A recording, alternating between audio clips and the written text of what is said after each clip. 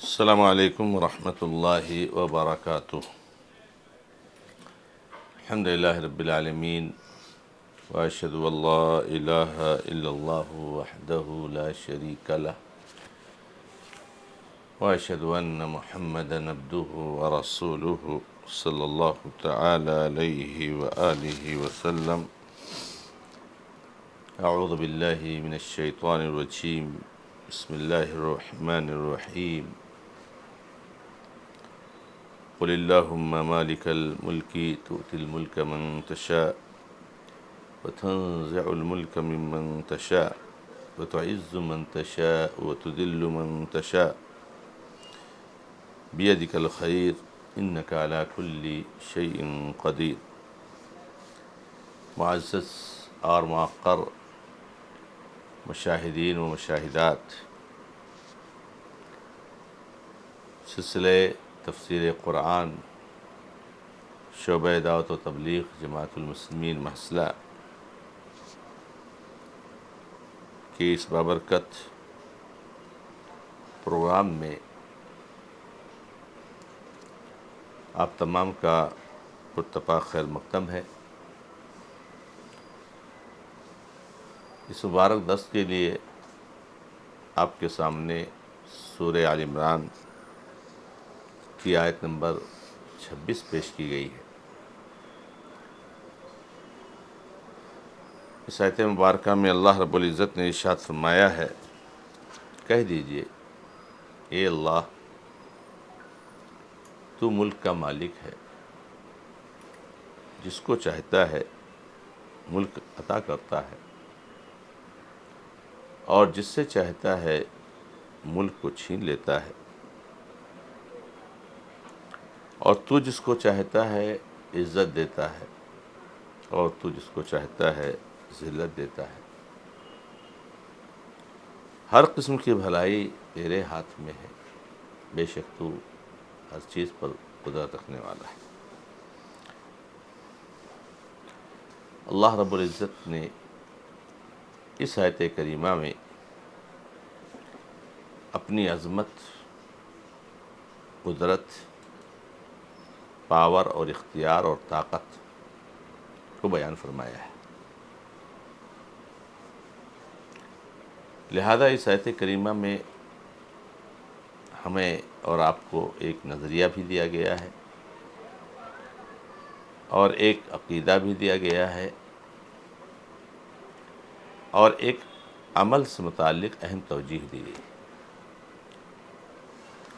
جو عقیدہ اور جو نظریہ اللہ رب العزت نے اس آیت کریمہ میں ہمیں اور آپ کو دیا ہے، وہ یہ ہے کہ اللہ تعالی ہی ہر چیز کا مالک ہے۔ کوئی بھی چیز ہو، کوئی بھی مخلوق ہو،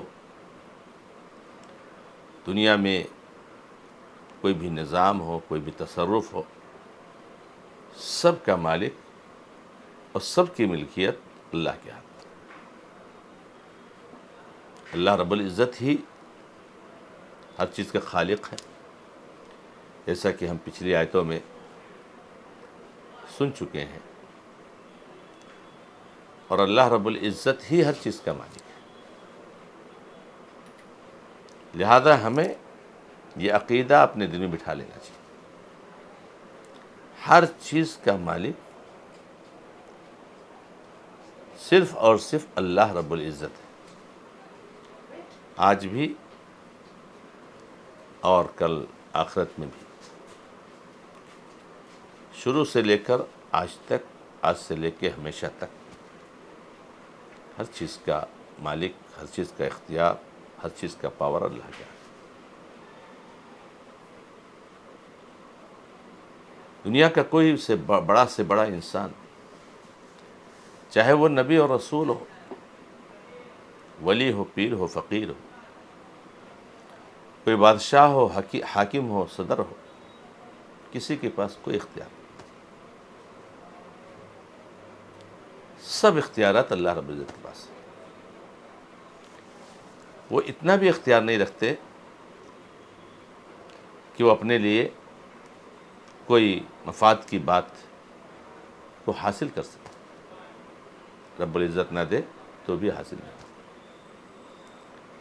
اللہ کے نبی محمد رسول اللہ صلی اللہ علیہ وسلم کو اللہ تبارک و تعالی نے مخاطب کر کے فرمایا، لیس لک من الامر شیء، معاملات میں آپ کو کوئی دخل نہیں، آپ کو کوئی حق نہیں، آپ کو کوئی اختیار نہیں، کسی معاملے کا کوئی پاور آپ کے پاس نہیں۔ ان الامر کلہ للہ، ہر قسم کے معاملات، ہر قسم کی طاقت، ہر قسم کی پاور اللہ کے لیے۔ اب آپ سمجھ سکتے ہیں میرے بھائیوں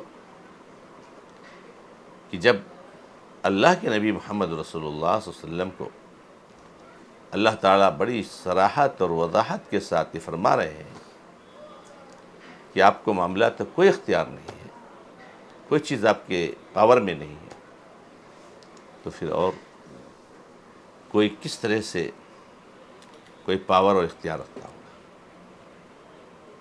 قل اللہم مالک الملک، کہہ دیجئے ملک کا، بادشاہت کا مالک تو صرف اللہ ہے۔ اللہ، یا اللہ تو ہی مالک ہے۔ تؤتی الملک من تشاء، تو جس کو چاہتا ہے بادشاہ عطا کر دیتا ہے۔ دنیا میں کہیں بھی، کسی بھی کونے میں، کسی بھی ملک میں حاکم کون بنے گا، بادشاہ کون بنے گا، کون کب تک رہے گا، اس سب اللہ کے اختیار میں، سب اللہ کے اختیار میں ہے۔ یہ الیکشن میں کھڑے ہونا اور پھر لوگوں سے تعلقات بنانا، لوگوں کی تائید حاصل کرنا، یہ سب وسائل ہیں۔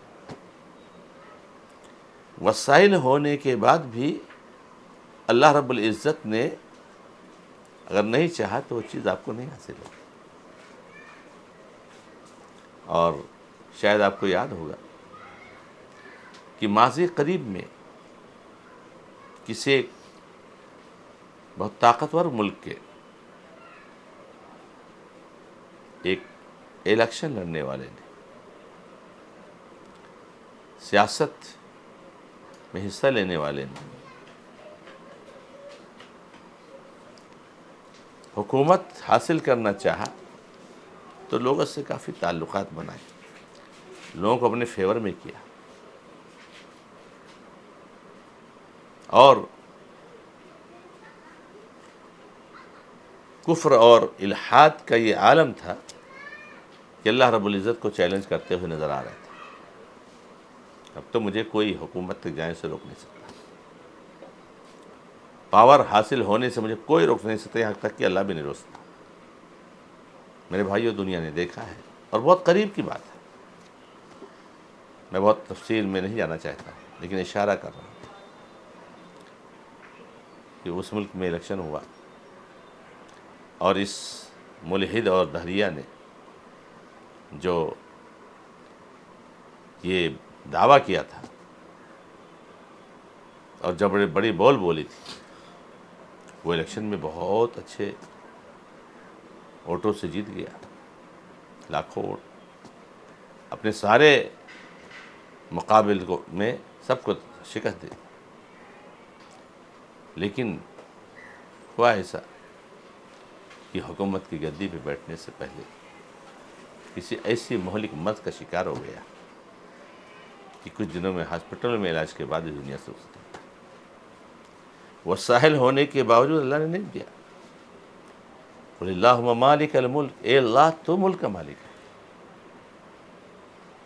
تو ملک کا مالک ہے، تو جس کو ملک دے گا اس کو۔ ایک سے ایک دنیا میں حاکم آئے، اللہ رب العزت جب جس کو چاہتا ہے حکومت دیتا ہے۔ آگے اللہ تعالیٰ فرماتے ہیں تؤتی الملک من تشاء وتنزع الملک ممن تشاء، آپ جس کو چاہیں گے بادشاہت دیں گے اور جسے چاہیں چھین لیں گے۔ ایک سے ایک حاکم بادشاہ گزرے، لیکن اللہ نے جب چاہا ان کا تختہ پلٹ دیا، ختم کر دیا۔ آج ان کا نام تاریخ کے اوراق پہ تو لکھا جاتا ہے، اس کا کوئی وجود نہیں۔ تو اللہ رب العزت ہی ملک کا مالک ہے، وہی جو ہے ہر قسم کی بادشاہت کا پاور رکھتا ہے، اختیار رکھتا ہے۔ اور اللہ رب العزت نے فرمایا تو عز من تشاء و تذل من تشاء، کہ تو جس کو چاہتا ہے عزت دیتا ہے، جس کو چاہتا ہے ذلت دیتا ہے، جس کو چاہتا ہے عزت والا بنا دیتا ہے، جس کو چاہتا ہے ذلیل اور رسوا کر دیتا ہے۔ بہت دنیاوی شان و شوکت ہے، لیکن دنیا کا خبیث ترین انسان ہے، ذلیل ترین انسان۔ اللہ رب العزت جس کو چاہتا ہے ذلیل کر دیتا ہے۔ تو عزت اور ذلت بھی اللہ رب العزت کے ہاتھ میں ہے۔ وہی جس کو چاہتا ہے عزت دیتا ہے، اور وہی جس کو چاہتا ہے ذلت دیتا ہے۔ اللہ رب العزت نے اہل ایمان کو توحید کی دولت، ایمان کی نعمت، اسلام کا انعام عطا کر کے دنیا کا عزیز ترین انسان بنا دیا۔ اولئک هم خیر البریہ، مخلوق کے سب سے اچھے لوگ ہیں، سب سے بہتر لوگ ہیں، سب سے افضل لوگ ہیں، اور ایک سے ایک اپنے آپ کو بڑا تصور کرنے والوں کو شرک اور بدعات کے گڑھے میں ڈھکیل کر دنیا کا ذلیل ترین انسان بنا دیا۔ اولئک ہم شر البریہ، یہ مخلوق کے سب سے بدترین لوگ ہیں۔ اللہ کے نبی علیہ السلام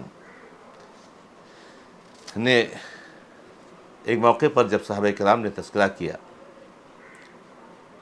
کچھ جگہوں پر جہاں شرک کرتے ہیں لوگ، تو نبی صلی اللہ علیہ وسلم نے کہا تھا اولئک ہم شرار الخلق عند اللہ، یہ اللہ کے یہاں سب سے بدترین لوگ ہیں۔